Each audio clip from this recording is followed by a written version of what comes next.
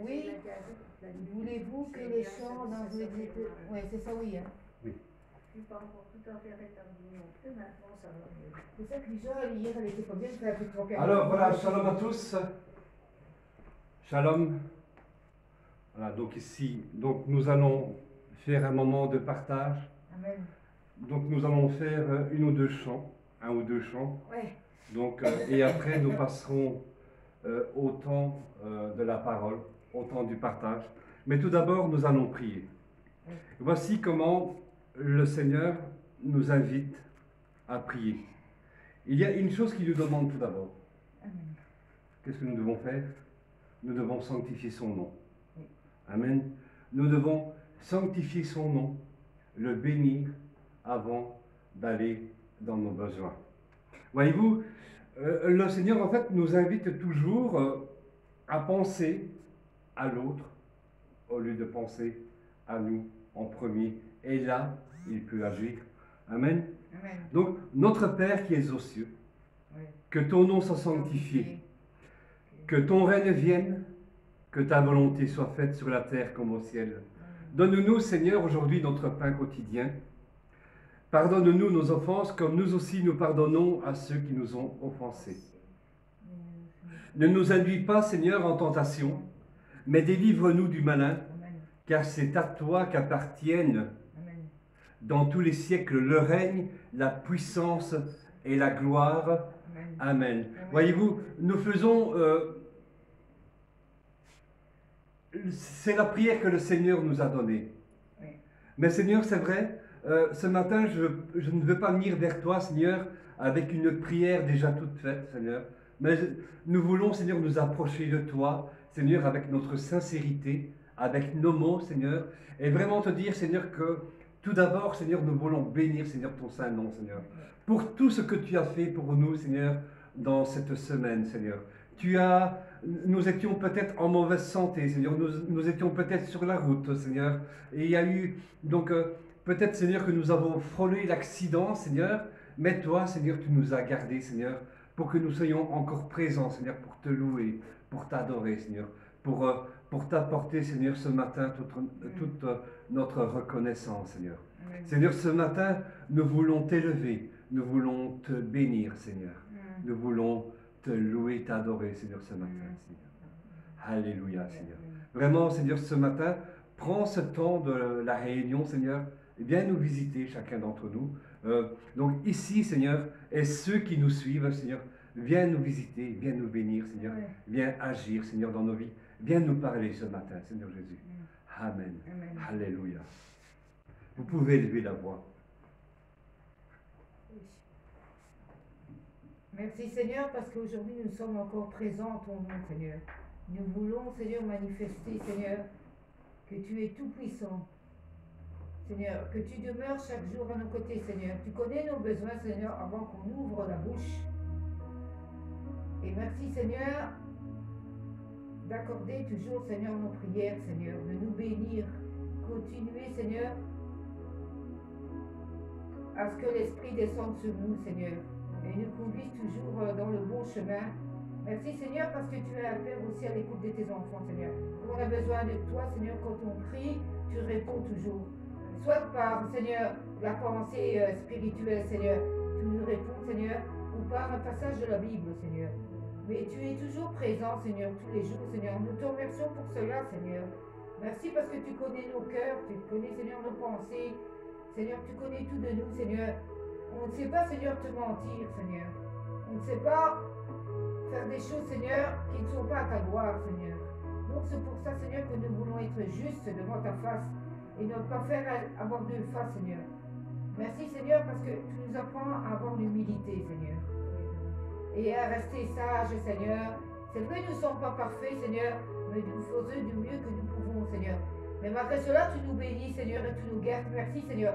Tu sais au combien, Seigneur, pour l'instant, nous traversons de mauvais passages parce que nous ne sommes pas bien, Seigneur, en santé.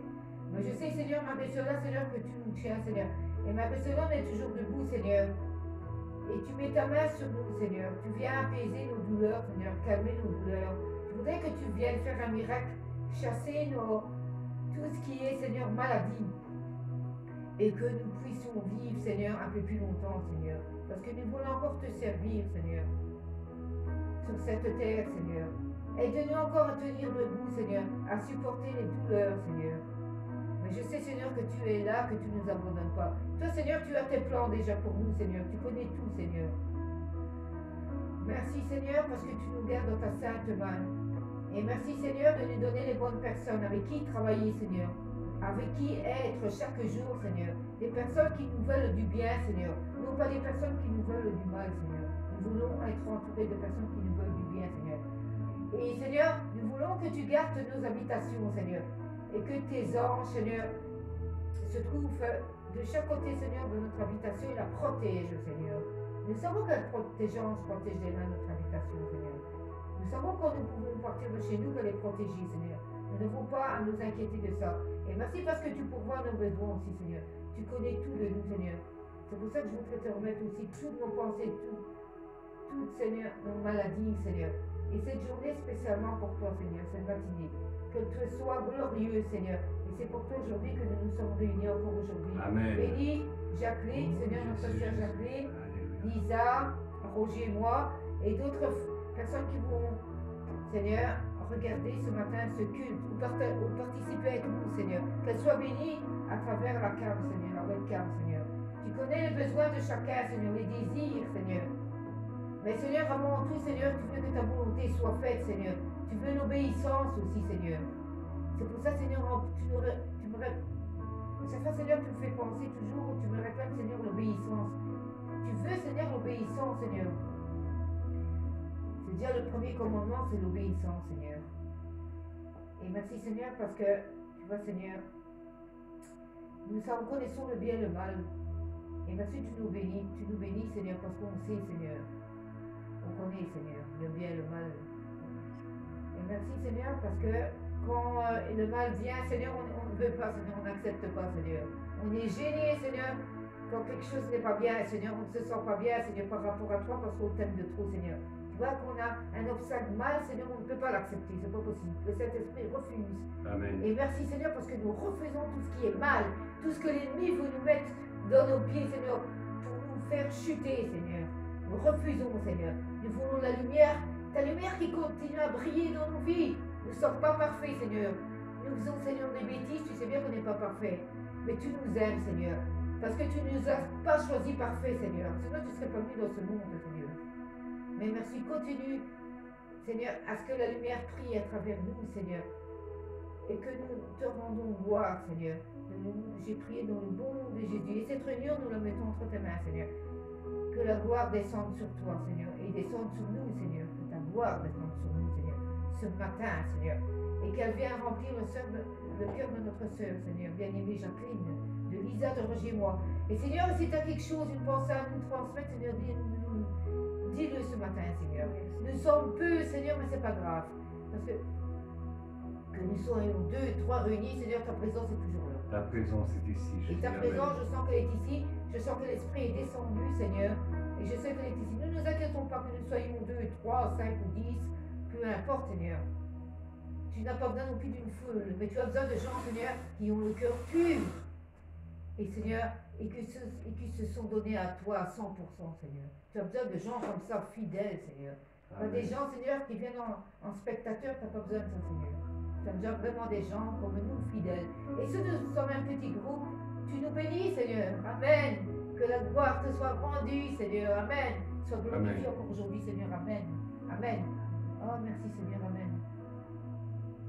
Merci, Seigneur, pour cette réunion qui permet de continuer, Seigneur.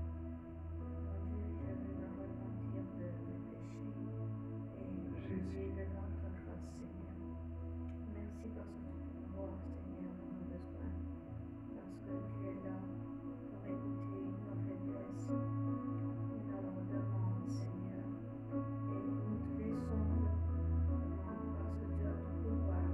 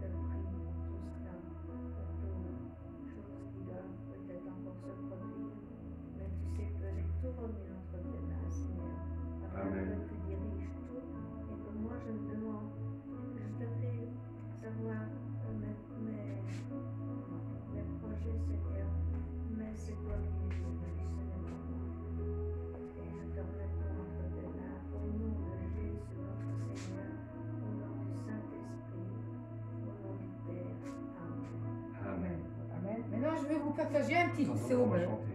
Le premier, on va chanter un chant et après, je vais partager un psaume. Le psaume, vous pouvez préparer le psaume 103 que je vais partager. Amen. Moi, je crois que j'aille chez l'ophtalmologue parce que je vois pas très bien. Nous aussi. Et avant, je Amen. prenais des psaumes que j'apportais. J'entre dans tes portes, j'entre dans tes parvis, avec des louanges. Devant toi me voici. J'entre dans tes paroles. J'entre dans tes portes, j'entre dans tes parvis, avec des louanges. Devant toi me voici, je reconnais ta majesté. Je reconnais ta royauté, El Shaddai, Dieu puissant. J'entre dans tes portes, j'entre dans tes parvis, avec des louanges. Devant toi me voici, devant toi me voici, devant toi me voici.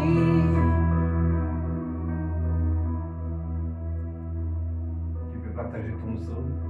Oui. Je vais partager mon psaume 103. Comme aussi. Voilà. Je laisse le temps un peu de prendre aux personnes qui nous suivent. Voilà. Je lis dans le nom de Jésus le psaume 103.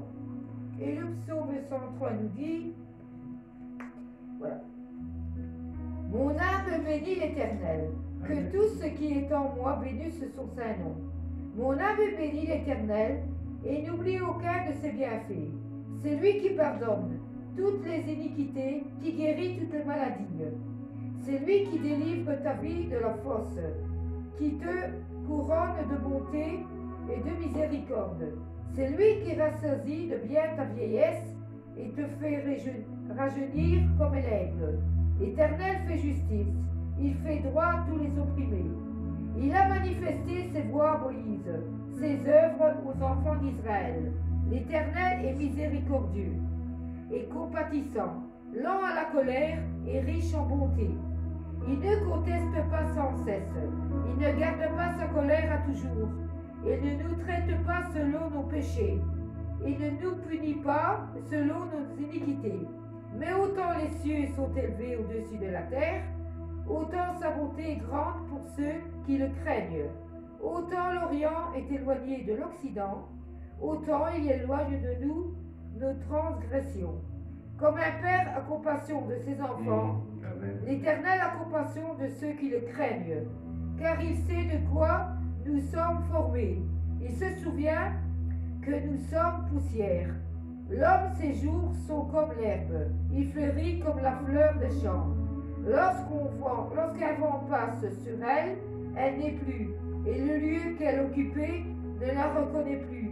Mais la bonté de l'Éternel dure à jamais, pour ceux qui le craignent, et sa miséricorde pour les enfants de leurs enfants, pour ceux qui gardent son alliance et se souviennent de ses commandements, afin de les accomplir. L'Éternel a établi son trône dans les cieux, et son règne domine sur toutes choses. Bénissez l'Éternel, vous ses anges, qui êtes Amen. puissants en force, et qui exécutez ses ordres en obéissant à la voix de sa parole. Bénissez l'Éternel, vous toutes ces années, Amen. qui êtes ses serviteurs et qui faites sa volonté. Bénissez l'Éternel, vous toutes ses œuvres, dans tous les lieux de sa domination. Mon âme bénit l'Éternel. Amen. Amen. Je reconnais ta royauté. Je reconnais ta majesté. El Shaddai, Dieu puissant. J'entre dans tes portes. J'entre dans tes parvis. Avec des louanges. Devant toi me voici. J'entre dans tes portes. J'entre dans tes portes. J'entre dans tes parvis. Avec des louanges. Devant toi me voici.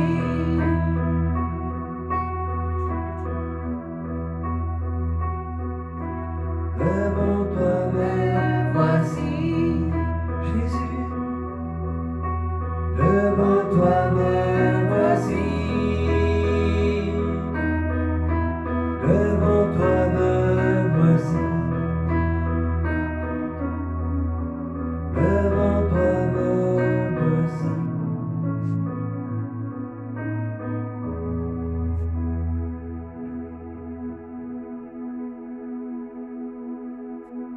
Merci Seigneur, nous rentrons dans tes portes, nous rentrons dans tes parvis, avec des louanges Seigneur. On te loue avec nos louanges Seigneur, on te loue avec la parole Seigneur, on te loue en esprit Seigneur. Merci Seigneur, parce que tu es un papa attentif, tu écoutes toujours nos requêtes Seigneur, et tu nous bénis Seigneur, et tu nous gardes Seigneur. Merci Seigneur, pour ton amour, ta fidélité avec tes enfants, même nos familles Seigneur, tu les gardes Seigneur. Même s'ils ne sont pas convertis Seigneur, mais un jour ils plieront le genou, je proclame ta puissance dans le nom de Jésus. Tout le temps, Seigneur, qui ne sont pas convertis, plieront le genou, Seigneur. Plieront, je proclame, Seigneur. Comme les voisins, la famille Jacqueline, ma famille, Seigneur. Qui ont entendu parler de toi, mais qui n'ont pas encore plié le genou, Seigneur. Un jour, ils vont nous plier, Seigneur. En de douleur, habitué à la souffrance, il est méprisé, délaissé, humilié. Il est frappé pour le péché de son peuple. Nous avons détourné de lui notre visage. Il s'était élevé comme une faible plante, sortant d'une terre desséchée. Il n'a pas d'éclat, il est sans apparence. Il est soumis à la souffrance.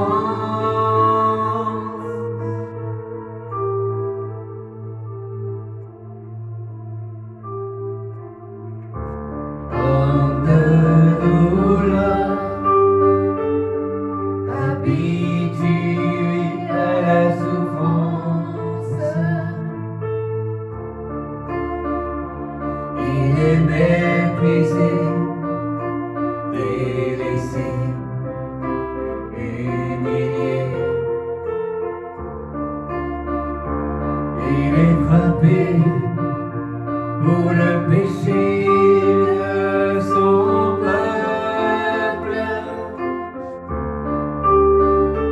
Nous avons détourné de lui notre visage.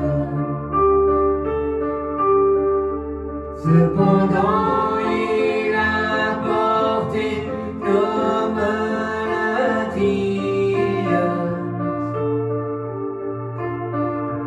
et fut brisé pour nos péchés.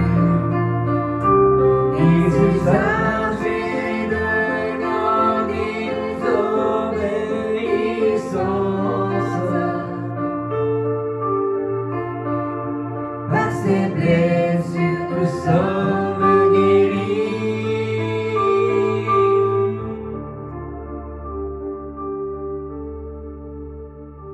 Il est élevé, exalté, adoré. Il est assis à la droite de son Père. La puissance et le règne sont entre ses mains. La puissance et le règne sont entre ses mains.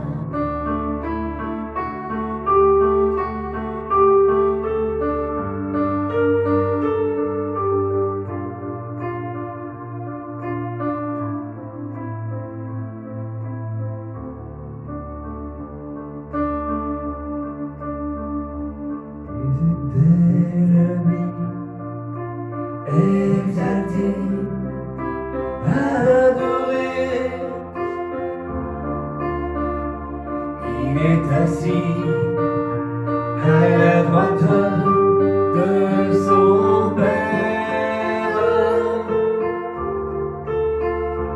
La puissance et le règne sont entre ses mains.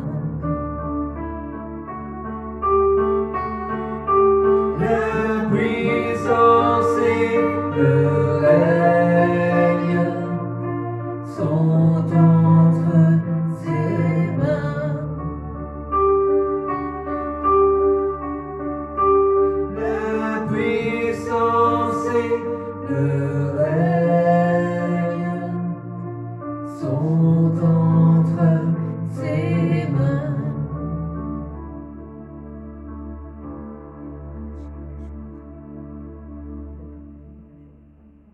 Amen. Amen.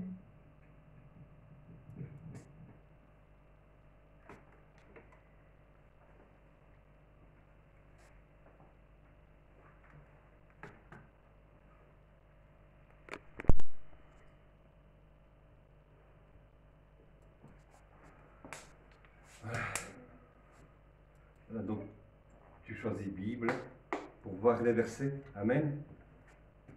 C'est un chant magnifique. Quand on chante ce chant, je me vois souvent comme si j'étais dans la présence du Seigneur. Vous voyez, quand on ferme les yeux, que nous sommes dans l'adoration, en fait, nous ne voyons que les choses. Est-ce que je dois aller ici, excuse-moi. Ah oui, je vais. Donc, Excusez-moi. parce que ici, tu vois dans la liste déroulante au-dessus. Oui. Non, non, là ici. ici. Excuse-moi. Là ici. Oui. Voilà, tu choisis Bible. Oui, ok. Tenez, Voilà. excusez-moi. Parce que... Ouais. Voilà. Non, non, non. D'accord. Allez. Oui, c'est vrai que ça va être tout ça. Voilà. Et donc, on va faire diaporama ici. Attendez 2 minutes. Le simple écran. Voilà. Oui. Voilà. Voilà. Amen. Donc voilà. Amen. Il y a quelqu'un qui veut bien prier pour la parole. Tu veux prier? Oui, Seigneur, je remets cette parole entre tes mains, Seigneur. Que tu sois glorifié, Seigneur. Que tu nous interpelles, Seigneur. Que notre Seigneur, nos pensées ne nous font pas défaut aujourd'hui, Seigneur. et que l'ennemi n'intervienne pas, Seigneur, pour venir nous troubler, Seigneur, et de nous confondre, Seigneur. Merci, Seigneur, parce que notre frère Roger, Seigneur, pasteur, va partager cette parole, Seigneur. Merci parce que ton Saint-Esprit était encore pendant la semaine avec lui, Seigneur. Il l'a guidé, il l'a conduit, Seigneur, pour aujourd'hui partager cette parole, Seigneur. Amen.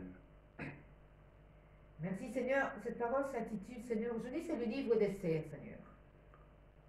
Que, Seigneur, que peut-être certaines personnes connaissent Esther, le livre d'Esther. C'est pour ça qu'on va le partager aujourd'hui. Roger a mis ça à cœur.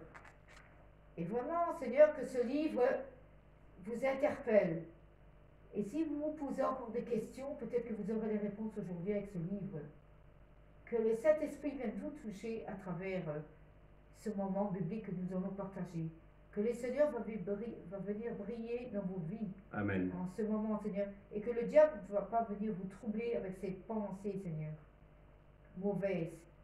Mais vraiment, que le Seigneur continue à vous abreuver, à vous donner à boire et à manger, encore aujourd'hui. Je bénis ce moment entre tes mains, Seigneur, que tu sois loué encore, Seigneur. Amen. Amen. Amen. Voilà, ben, voyez-vous, en préparant ce message, on a eu beaucoup d'attaques cette semaine, et je crois qu'il y a un message très particulier dans le partage d'aujourd'hui. Je vous ai demandé, donc cette semaine, je ne sais pas si c'est mercredi, à partir de mercredi, je vous ai demandé donc de lire tout le chapitre de Esther, donc tout le livre d'Esther, pardon. Je vous ai demandé de lire, donc, parce qu'il y a 10 chapitres à lire. Et vous allez comprendre pourquoi. En fait, quand nous sommes donc en Israël, quand c'est le moment de Pourim, parce que là ici, c'est par rapport à la fête de Pourim, donc c'est par rapport à un miracle que le Seigneur a fait, eh bien, on lit tout le livre d'Esther à ce moment-là. Amen. Et donc, nous n'allons pas lire tout le livre d'Esther aujourd'hui, mais je vous ai laissé donc la possibilité, donc à la maison, donc chez vous, dans votre méditation personnelle, de pouvoir le méditer chez vous à la maison. Amen. Lisa avait fait un très beau partage une fois sur le livre d'Esther, mais on pourrait le lire des centaines de fois, on aura toujours quelque chose à dire, des choses que le Seigneur veut révéler. Amen. Amen. Alors, ce matin, donc, recevez la parole du Seigneur. Amen. Donc, on va ouvrir la Bible dans le livre d'Esther. Hein. Mais tout d'abord, donc, je veux que vous mettiez un petit signet. Donc, vous allez laisser un signet, voilà. Vous allez laisser un signet dans le livre d'Esther. Hein, et on va voyager donc, à travers ce livre. Donc, ici, moi, je sais plus la voir. Esther, Ben, dans la Bible, normalement, habituellement, tout est inscrit. oui. Tu appuies sur ce que tu veux. Mais ici, j'ai pas ça. Mais ici, on aura les versets là. On aura les versets que j'ai postés. Ça. Donc, ces derniers jours, Ouais, ils vont changer. plusieurs chrétiens, amen, Amen. plusieurs chrétiens font le jeûne, quand c'est la période, font le jeûne, qu'on dit le jeûne d'Esther. Vous avez déjà entendu parler du jeûne d'Esther? La réalité, donc on ne sait pas pourquoi en fait ils font jeûne peut-être pour un besoin, ou que sais-je. Mais dans la réalité de l'histoire, eh bien, le jeûne d'Esther, eh bien, c'est dans une période qui est très compliquée par rapport à l'imminence d'un danger, plus que des besoins personnels. Voyez-vous, l'existence juive était en danger. Israël, les Juifs, étaient en danger d'extermination. Et alors donc, Israël et nos amis messianiques, eh bien, ils fêtent Pourim chaque année, à cette date-ci plus ou moins, donc entre le 13 et le 15 Adar, donc du calendrier juif. Donc, ils fêtent Pourim. Mais qu'est-ce que, au juste Pourim? Eh bien, nous allons donc élaborer ce sujet. Purim, ce n'est pas une fête qui est ordonnée par l'Éternel. Voyez-vous? C'est un peu, voyez-vous, nous on fait donc chaque année par exemple, on commémore, par exemple, hein, il y a tant de choses qu'on commémore, la guerre 14-18, la victoire sur la guerre 14-18, voyez-vous? Eh bien ici c'est plus une commémoration, un souvenir, qu'une fête ordonnée par l'Éternel. Mais on fête ça joyeusement. Amen. Donc ce n'est pas une fête qui est ordonnée par Dieu. Donc, tout comme Hanouka, la fête des Lumières, qui n'est pas une fête qui est ordonnée par Dieu, mais on sait qu'à Hanouka, il s'est passé un miracle. Hein, donc, il n'y avait plus assez d'huile pour que le chandelier puisse être allumé pendant 8 jours. Normalement, il n'y avait que de l'huile que pour 1 jour. Et donc, le chandelier, donc la lampe est restée allumée pendant 8 jours, et on appelle ça un miracle. Et donc, on se souvient, et c'est par rapport à l'oppression des Grecs sur le peuple d'Israël. Donc on se souvient, mais ce n'est pas une fête ordonnée par l'Éternel, ce n'est pas une fête païenne non plus. Mais on se souvient que le Seigneur a fait un miracle. On pourrait, voyez-vous, quand on fait les résumés de l'année, nous sommes le 31 décembre, on fait un peu le résumé de tout ce qui s'est passé pendant l'année, et on se commémore. Qu'est-ce que le Seigneur a fait pour moi? Waouh! Le Seigneur a agi dans ma vie. Amen. Voyez-vous? Eh bien c'est un peu ça. À part que Israël garde ça de génération en génération. Ils l'ont même écrit dans des chroniques, dans des annales, tout ce que vous voulez, pour qu'on n'oublie pas que le Seigneur a agi. On devrait écrire, hein, tout ce que le Seigneur fait pour nous dans nos vies. Amen. Amen. On devrait l'écrire et se souvenir. Moi, je crois que même donc l'année, il y a 365 jours. Je crois que on pourrait se souvenir 365 jours, chaque jour une fête pour le Seigneur. Merci Seigneur, merci Seigneur. Chaque jour, il y a une commémoration à fêter. Le Seigneur agit toujours pour nous. Quand tu sors dans la rue, le Seigneur nous garde peut-être de miracles. Amen. Donc nos amis messianiques et quelques chrétiens, donc Israël, nos amis messianiques et quelques chrétiens, donc se souviennent du miracle qui a sauvé les Juifs, donc en Perse. Et donc là, nous sommes dans la période vers 480 avant Jésus-Christ, de l'extermination. Donc, environ 2 décennies avant, le roi de Perse, qui s'appelle Cyrus, nous allons ouvrir la Bible dans 2 Chroniques, les chapitres 36, les versets 22 à 23, c'est là ici. Hein? Donc, Cyrus a reçu du Seigneur une tâche, c'est-à-dire de renvoyer les Juifs à Jérusalem pour bâtir une maison, c'est-à-dire le temple. Amen. Donc, voilà, on va lire 2 Chroniques, le chapitre 36, c'est dans l'Ancien Testament, les versets 22 à 23. Tu veux lire? Oui. Lis à voix haute. Hein? Bon, je lis dans le nom de Jésus. 2 Chroniques 36, versets 22 à 23. La première année de Cyrus, roi de Perse, afin que s'accomplisse la parole de l'Éternel, prononcée par la bouche de Jérémie, l'Éternel réveilla l'esprit de Cyrus, roi de Perse, qui fit faire de vive voix et par écrit cette publication dans tout son royaume. Ainsi parle Cyrus, roi de Perse. L'Éternel, Dieu des cieux, m'a donné tous les royaumes de la terre.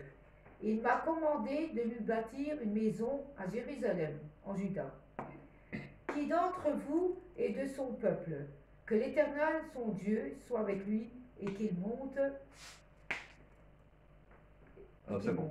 Et qu'il monte.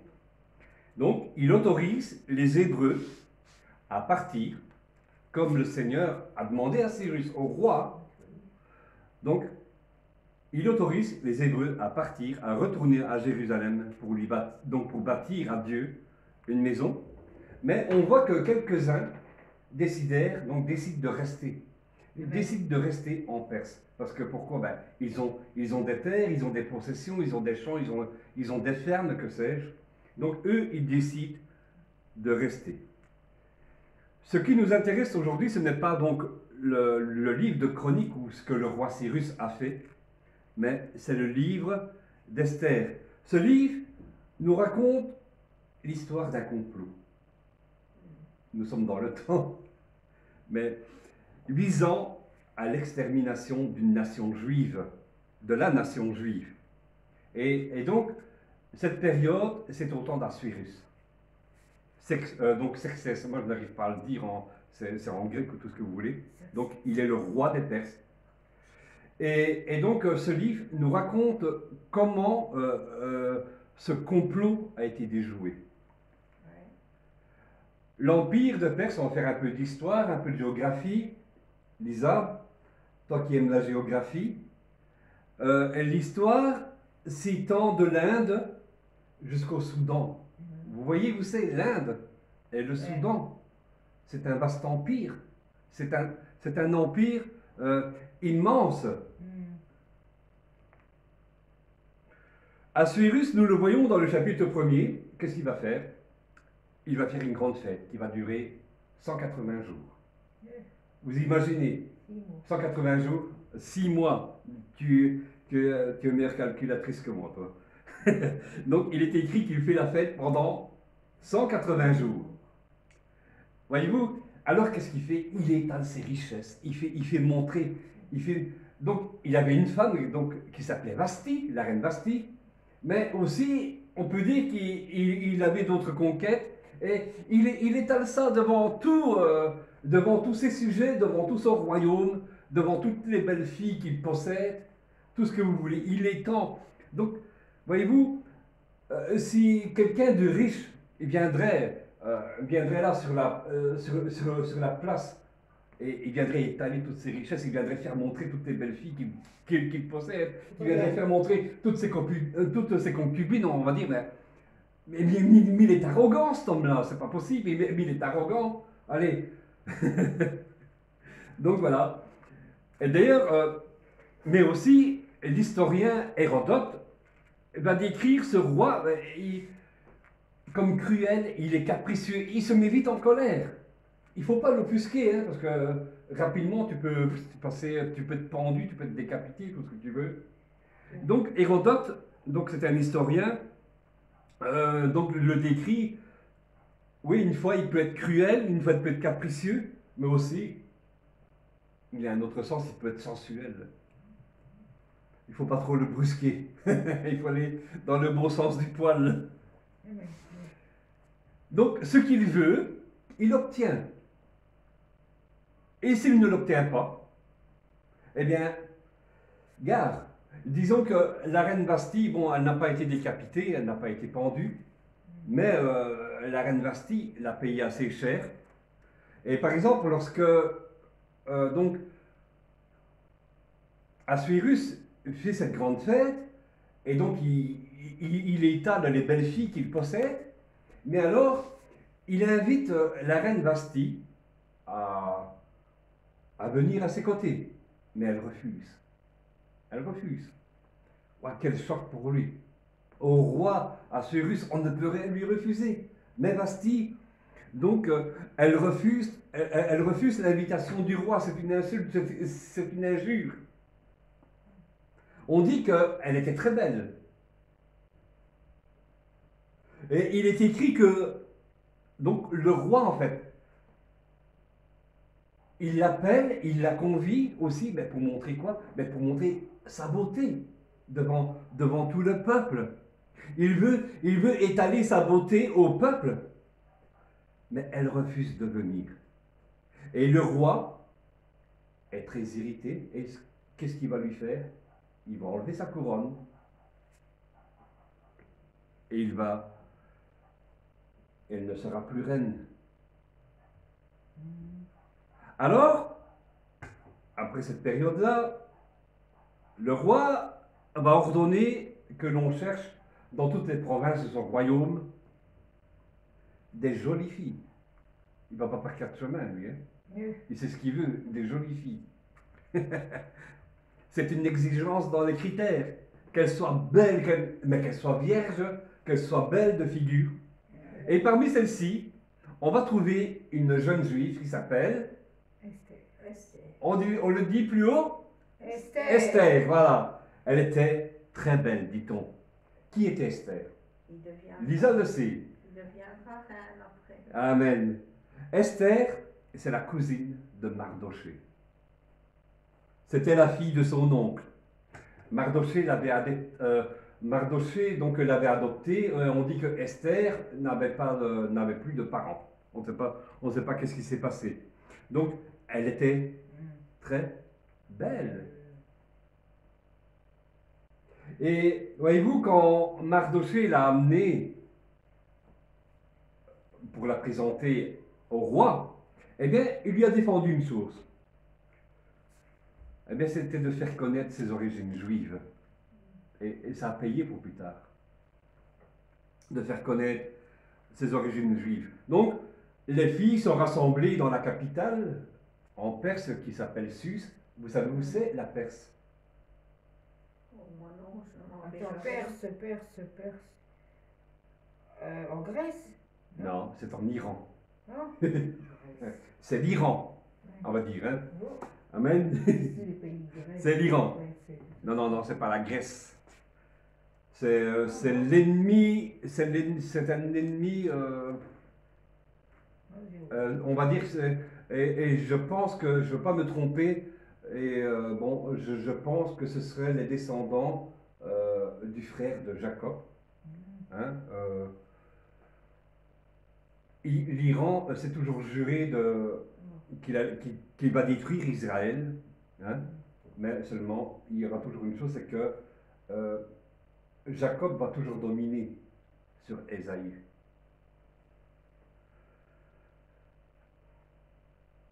Donc, on amène les filles, les jolies filles, les plus jolies filles du royaume, de l'empire, si vous voulez. Elles ne vont pas être tout de suite présentées au roi. On va, pendant 1 an, pendant 12 mois, on va les entretenir. On va les parfumer, on va les faire jolies, on va prendre soin d'elles esthétiquement, vous voyez, on va soigner leur peau, tout ce que vous voulez. En tout cas, il faut qu'elles arrivent parfaites et vraiment très belles devant le roi. Il faut que le roi soit frappé par leur beauté. Hein? Vous êtes parfumés pendant 12 mois, pendant 1 an. Hein? On prend soin de vous pendant 12 mois. Vous n'allez pas prendre vous-même le gant de toilette et vous laver, prendre le savon vous-même. On va vous laver, on va vous mettre dans les bains, aromatisés de parfum, et on va prendre soin de vous pendant 12 mois. Vous n'avez même pas à prendre vous-même le savon. Wow. Vous avez des servantes auprès de vous. Donc elle vous tend les yeux, elle vous essuie. Mais en tout cas, on prend soin de vous, on vous fait très belle. Hein? Amen. Et donc, voilà, on va prendre soin d'elle.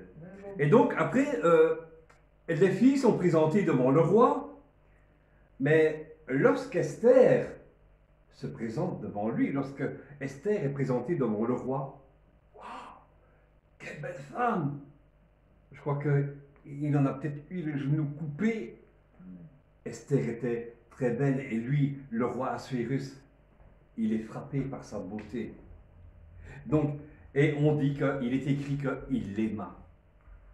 Et alors, il l'a fait couronner, comme tu as dit, reine. Ouais.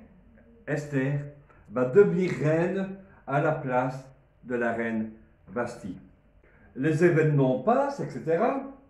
Alors aussi, le roi va faire monter au pouvoir Haman. Il a, en fait, après le roi, c'est la plus haute autorité dans l'Empire perse, c'est le grand vizir. Voyez-vous?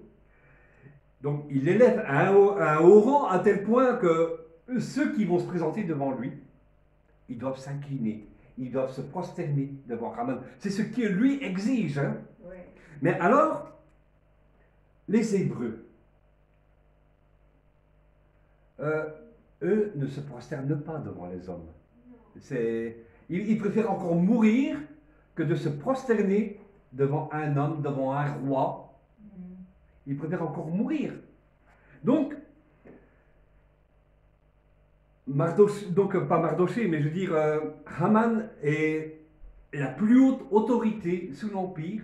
Tout le monde doit s'incliner devant lui. C'est comme si, en fait, quand tu es en sa présence, c'est comme si tu étais en la présence du roi. Tu dois t'incliner. Il est le favori. Il tient l'empire. D'une main de maître. Il est cruel. Haman. Tous les serviteurs, les servantes fléchissent le genou, se prosternent devant lui. Mais il n'y en a qu'un seul qui refuse de le faire, c'est Mardoché. Donc en fait, le Haman avait écrit un édit.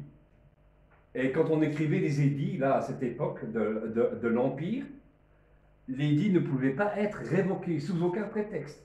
Ce qui est écrit est écrit. Il ne peut pas être passé, il ne peut pas être révoqué.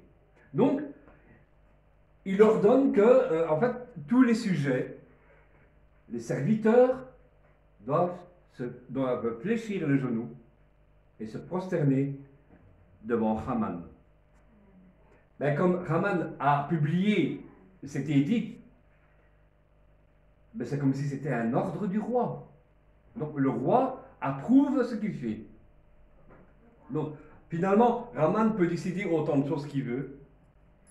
Comme il est la plus haute autorité, le roi va toujours l'approuver. Je ne peux pas dire amen à ça. Donc il est probable, donc Mardoché refuse de faire ce que lui demande. Non, je ne me prosternerai pas. Moi, je ne me prosterne que devant une seule personne, devant Dieu. Amen. Oui, je peux avoir une marque de respect envers le roi, mais il refuse de s'incliner. Il refuse de se prosterner. En fait, de se mettre carrément les genoux à terre. Et il refuse. Et Haman, donc Mardoché pense que, voyez-vous, Haman dépasse un peu les limites de la courtoisie. Il dépasse un peu les limites.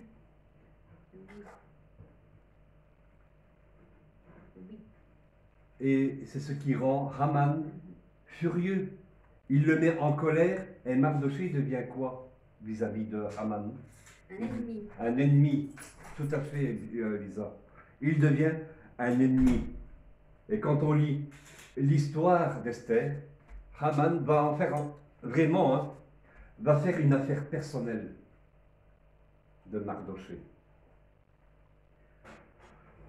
Donc Haman ne porte pas plainte, donc ne porte pas la main, tout de suite sur Mardoché, l'injure qu'il a fait. Bien qu'il le veuille, mais on lui avait dit de qui Mardoché était le peuple. Et donc, il va projeter un complot afin d'exterminer le peuple juif. Déjà d'abord lui, mais pour laver l'affront, il sera publié un édit très fort, une loi visant à l'extermination de tous les juifs dans l'empire de Perse. Mais alors, vous voyez, on va dire que le Perse, il est superstitieux. Il ne va pas choisir d'exécuter la sentence le lendemain ou le jour même. Donc, il va choisir un jour de chance que le sort va lui désigner. Et heureusement, ce jour de sort lui sera désigné dans 11 mois. 11 mois plus tard. Il va trouver le roi Assuérus, donc Haman va trouver le roi Assuérus, et il lui explique, ah écoute, mon roi, il y a un peuple dans ton empire, un peuple qui est dispersé dans ton royaume, ils ont des lois différentes, et ils ont des lois différentes de tout le peuple, et il lui dit qu'en fait, il n'est pas dans l'intérêt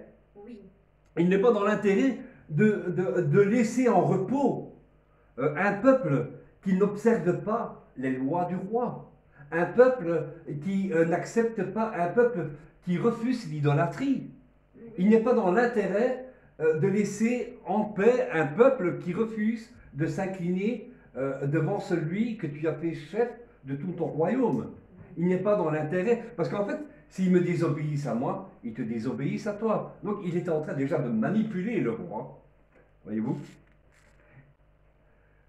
Et donc il va publier un décret visant à l'extermination des Juifs.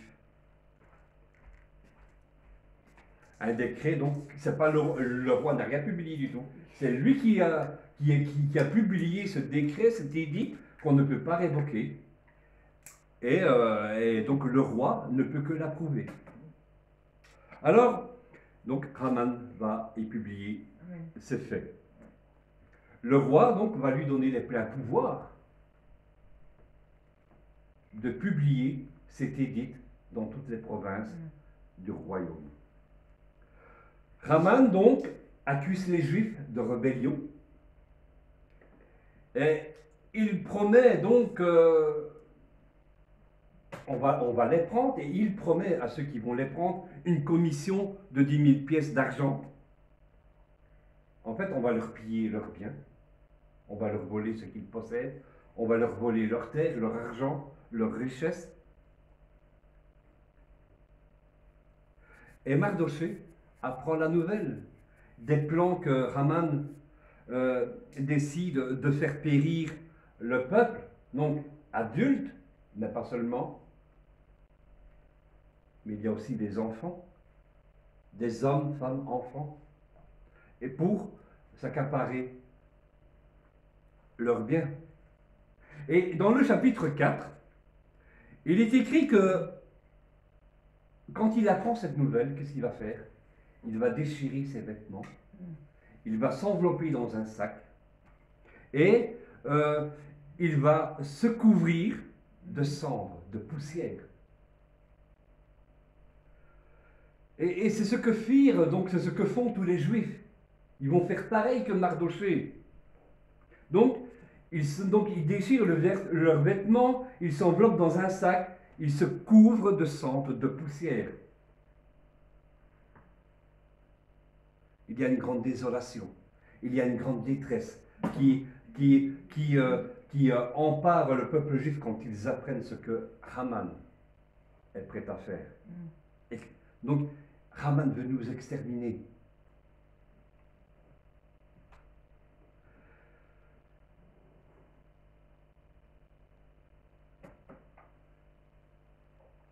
Et alors, ils se mettent dans cet état, ils vont jeûner, ils vont prier. En fait, se mettre dans cet état-là, de s'envelopper d'un sac, de se couvrir de poussière, c'est se mettre dans un état d'humiliation. Donc, c'est vraiment une forte humilité. Et mais aussi, en fait, c'est signe à de la repentance. Seigneur, pardon, voyez-vous, c'est parfois j'ai un peu l'impression que le pardon que nous demandons au Seigneur ne serait peut-être pas assez suffisant. Hein? Mais eux, ils sont dans cet état parce qu'il y a une détresse, il y a une détresse imminente, il y a un danger imminent. Et les servantes d'Esther lui rapportent la nouvelle de ce que Mardoché fait, dans quel état Mardoché se trouve. Et Esther va faire envoyer des vêtements à Mardoché pour qu'il se rhabille, pour qu'il soit un peu plus décent. Mais Mardoché refuse. Il décide de rester dans cet état d'humiliation et de repentance. Il faut que le Seigneur intervienne.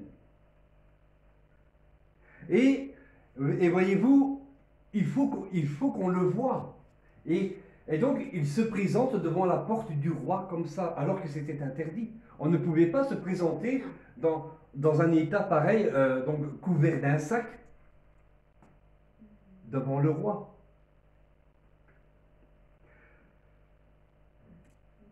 Donc Esther envoie un eunuque vers Mardochée et il lui explique ce qui se passe dans tout l'Empire, ce que Haman est prêt à faire.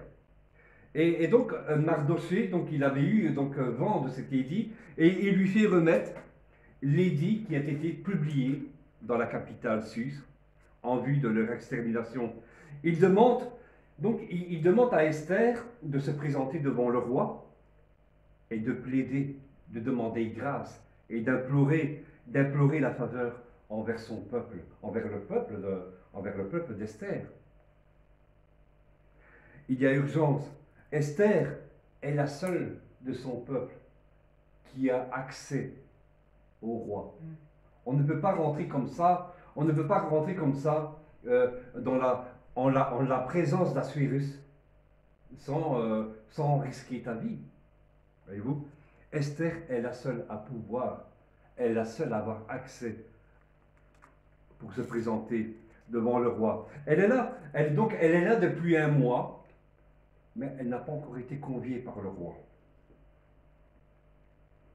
Et elle sait que y aller, ça pourrait être dangereux pour sa vie.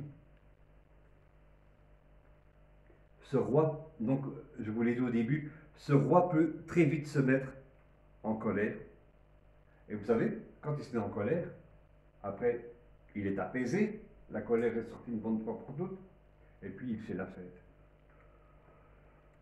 Mais dans l'angoisse, elle a peur, mais dans l'angoisse, elle consent à courir le risque d'y aller. Dans le chapitre 4, donc d'Esther, les versets 13 et 14, Mardochée fait dire ceci à Esther. Quelqu'un veut lire? Verset 14. Oui. Mardochée fit répondre à Esther, ne t'imagine pas que tu échapperas seul d'entre tous les Juifs, parce que tu es dans la maison du roi.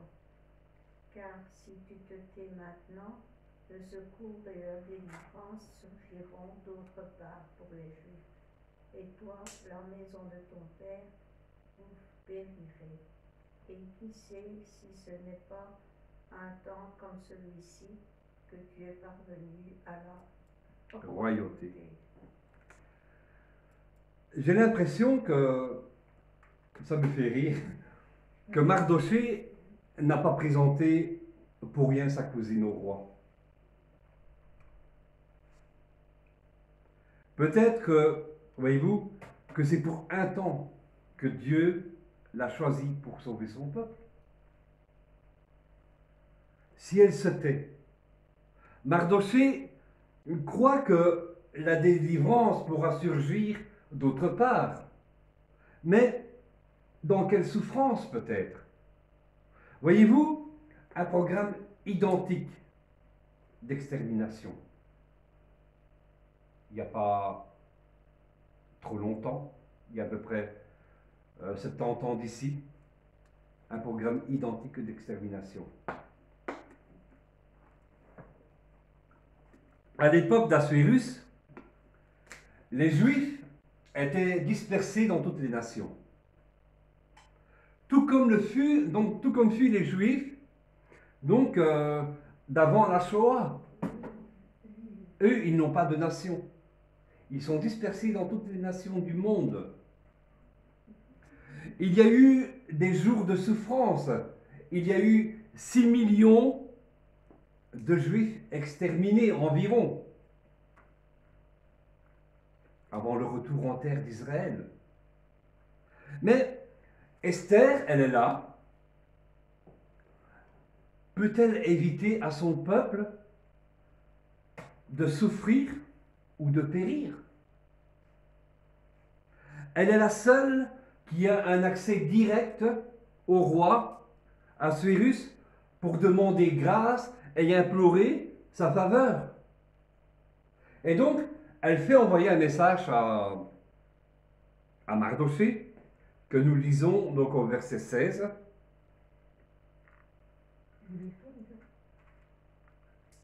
Va, rassemble tous les Juifs qui se trouvent Azuz, et jeûnez pour moi, sans manger ni boire pendant 3 jours, ni la nuit ni le jour. Moi aussi, je jeûnerai de même avec mes servants, puis j'entrerai chez le roi, malgré la loi, et si je dois périr, je périrai. Donc, Amen. elle est prête à courir le risque au péril de sa vie. Mais avant, qu'est-ce qu'elle va faire? Elle va jeûner. Elle va jeûner, elle va prier. Dans le chapitre 5, donc Esther, on voit qu'elle va agir prudemment. Elle va demander audience au roi, qui accepte. Elle met ses habits royaux. Elle est resplendissante, elle se fait toute belle. Et quand elle arrive devant le roi est frappé par sa beauté. Il est sous son charme.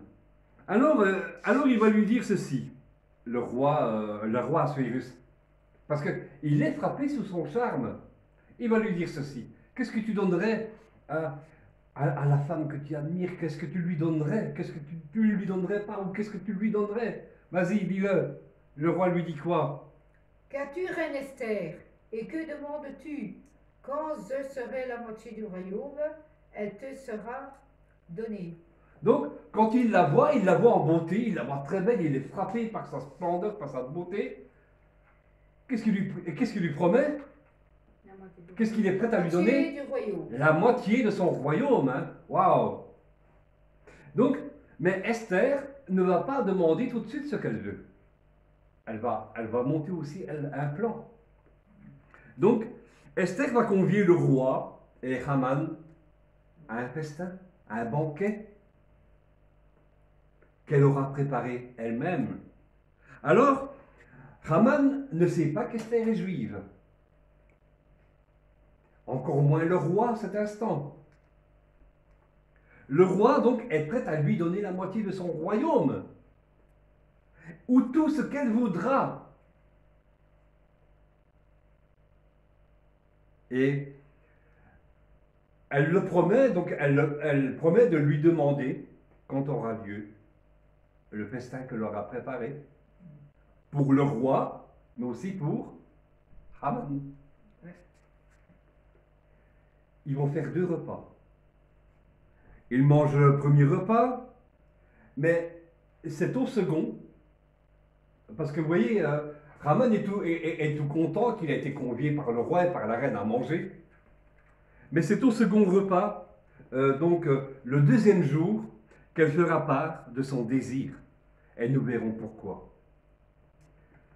Vous allez voir pourquoi en fait, c'est au 2e repas. Donc ils ont fait un premier repas, et c'est au 2e repas qu'elle va faire part de sa requête, de ce qu'elle désire. Haman est tout heureux d'avoir été convié au festin, par le roi et par la reine. Il se vante de ses richesses, mais ce qui le rendrait encore plus heureux, c'est de voir, c'est de faire pendre Mardochée, qui est son ennemi, pour qui il éprouve une plus grande colère. Et vous voyez, à ce second repas, il espère obtenir lui aussi une faveur de la part du roi. C'est que le roi lui donne l'accord. Oui, d'accord, tu peux pendre Mardochée. Et il croit de tout son cœur que le roi va lui accorder son désir. Il en est si sûr. Alors, il en est si sûr qu'il va faire préparer une potence pour Mardochée. Dans le chapitre 6, nous voyons que le roi, donc, entre le premier repas et le second, il s'est passé une nuit. Voyez-vous pourquoi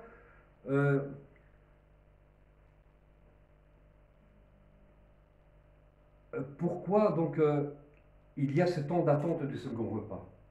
La mention du miracle de Dieu n'est même pas mentionné dans le livre d'Esther. Mais là, on croit qu'il se passe quelque chose dans le spirituel. Dans le chapitre 6, donc, on voit que le roi est tourmenté pendant la nuit. En fait, il ne sait pas dormir. Et il va demander qu'on lui apporte les annales, donc les chroniques, et qu'on les lit devant lui. Alors, le chapitre 6, verset 2, qui nous dit, nous lisons toujours dans le nom de Jésus-Christ, et l'on trouva écrit ce que Mardoché avait révélé au sujet de Bigtan ouais, et de Tséresh, Zeresh, ouais. les deux eunuques du roi, gardes du seuil, qui avaient voulu porter la main sur le roi Assuérus. Voilà. J'ai fait exprès de ne pas lire ce passage-là avant, pour accentuer en fait pourquoi en fait le roi est tourmenté.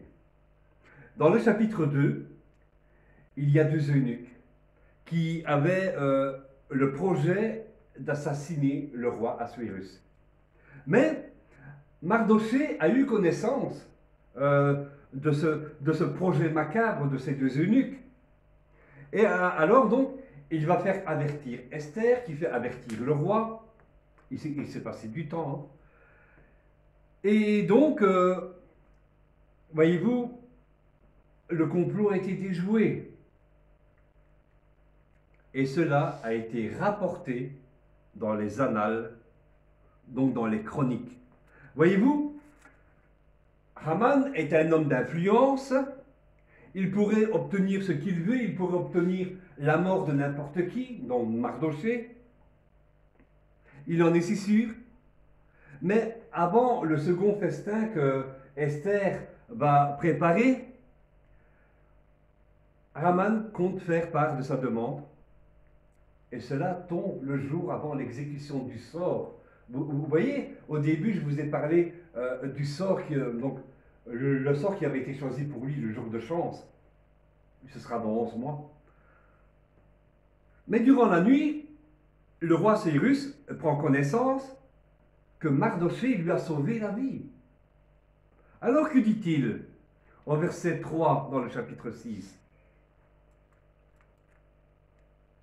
Voilà. Il nous dit, le roi dit, quelle marque de distinction et d'honneur Mardoché a-t-il reçu pour cela?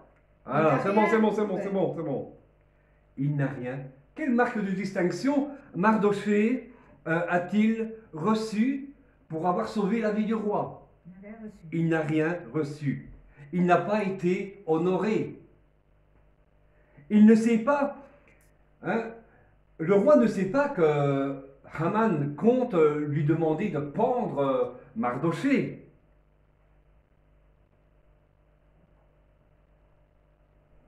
Normalement, le roi devrait honorer Mardoché. Mais voyez-vous, Haman, lui, veut faire pendre. Le roi veut honorer.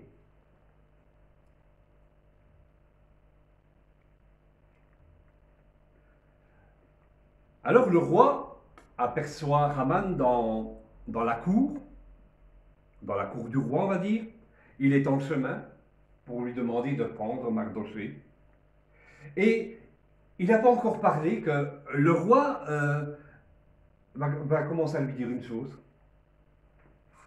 que nous allons lire ensemble au chapitre 6, verset 9. Shalom Carmela, je crois que c'est toi qui es là.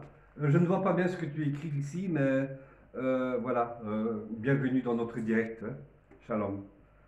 Voilà, donc Esther, hein, chapitre 6, verset 6 à 9. Haman entra et le roi lui dit, que faut-il faire pour un homme que le roi veut honorer? Haman se dit en lui-même, quel autre que moi le roi voudrait honorer?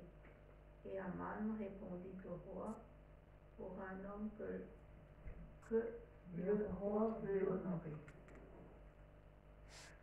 Et encore un truc. Oui. Il faut prendre le vêtement royal dont le roi se couvre, et le cheval que le roi monte et sur la tête duquel se pose une couronne royale. Remettre le vêtement et le cheval à l'un des principaux chefs du roi, puis revêtir l'homme que le roi veut honorer. Le promener à cheval à travers la place de la ville et crier devant lui. C'est ainsi que l'on fait à l'homme que le roi veut honorer. Avez-vous compris ce qu'il croit? Il croit que les honneurs, ces honneurs-là, lui sont adressés. Haman, pas à Mardoché, hein, mais à lui. Parce qu'en fait, c'est l'un des plus grands chefs. Haman est le plus fidèle serviteur du roi Assuérus. Il croit qu'en fait, c'est pour lui que le roi va le mettre sur un cheval et donc quelqu'un va, un des plus hauts chefs de l'Empire perse, va tirer le cheval sur la place. Hein? Il pense que cet honneur lui est adressé. Il ne va pas petit. Donc il pense que le roi doit lui donner son vêtement royal et son cheval pour qu'on le promène sur la place et que l'on crie devant lui. C'est ainsi que l'on fait à l'homme que le roi veut honorer. Il pense que c'est pour lui. Mais voyez la suite dans les versets 10 et 11.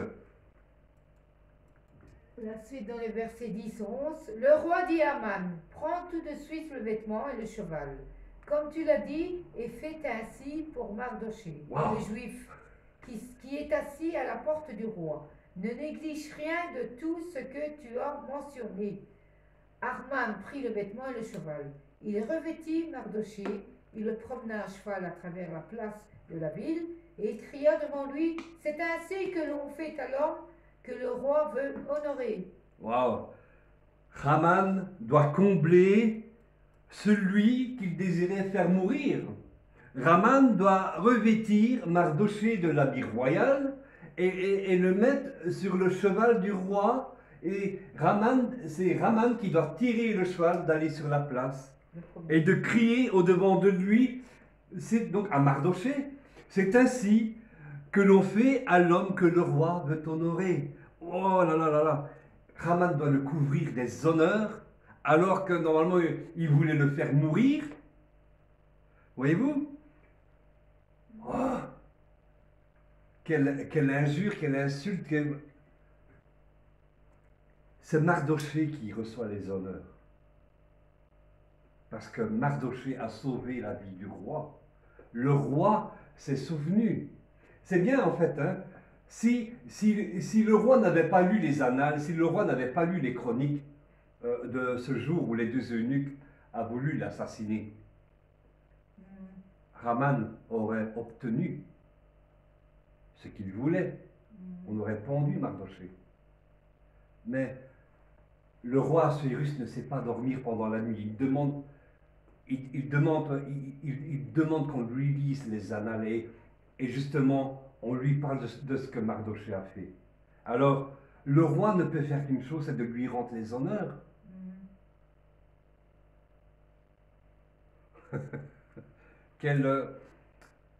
Non, Haman, il ne voit pas petit, il pense que c'est pour lui. Alors, mais c'est ça qu'il va demander au roi.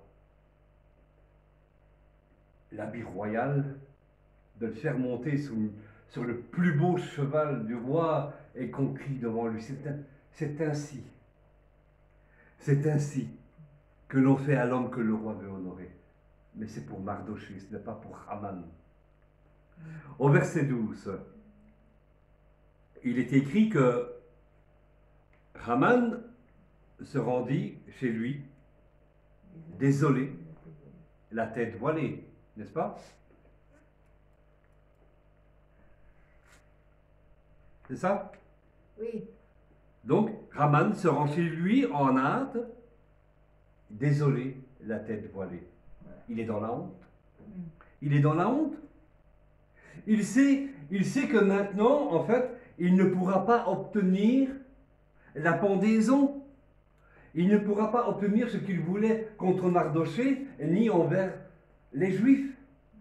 Le complot, en fait, il est en train de s'effondrer. Et notamment, Haman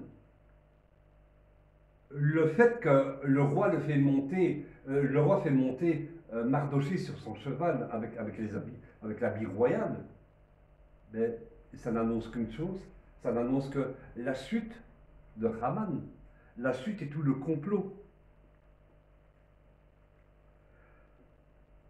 Et donc, voyez-vous, je vous ai dit, Haman doit encore participer à ce second festin. On envoie donc les serviteurs du roi le chercher. Et c'est au second festin que Esther va faire part de son désir de lui laisser la vie sauve. Donc, en fait, elle révèle carrément qu'elle est juive. Elle demande au roi de lui laisser la vie sauve. Demande-moi ce que tu voudras, je te donnerai même la moitié de mon royaume. Mais elle ne demande qu'une chose. Elle demande de lui laisser la vie sauve, mais de laisser aussi la vie sauve de son peuple.